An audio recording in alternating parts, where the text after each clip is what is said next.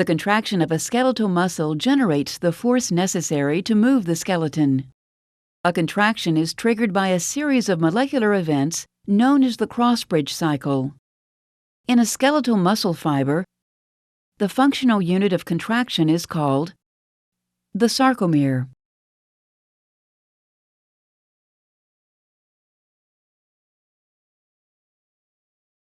A sarcomere shortens when myosin heads in thick myofilaments form cross bridges with actin molecules in thin myofilaments.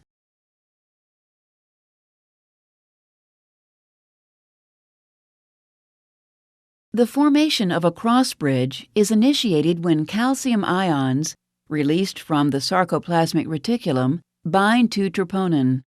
This binding causes troponin to change shape. Tropomyosin moves away from the myosin-binding sites on actin, allowing the myosin head to bind actin and form a cross bridge.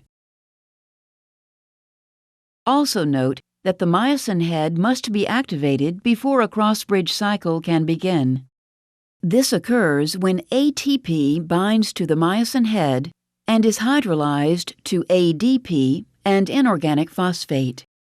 The energy liberated from the hydrolysis of ATP activates the myosin head, forcing it into the cocked position.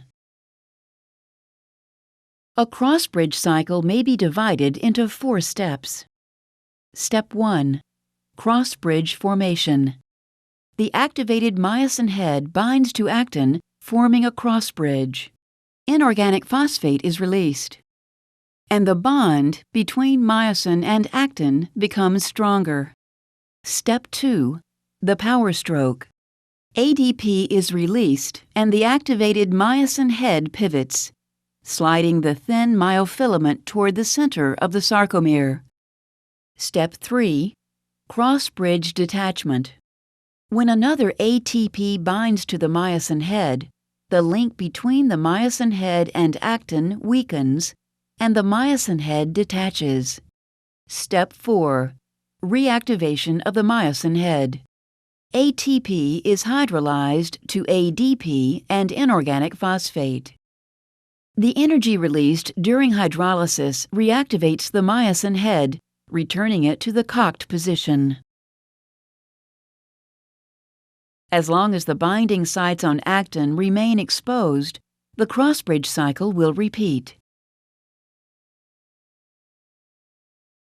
And as the cycle repeats, the thin myofilaments are pulled toward each other and the sarcomere shortens. This shortening causes the whole muscle to contract. Cross-bridge cycling ends when calcium ions are actively transported back into the sarcoplasmic reticulum.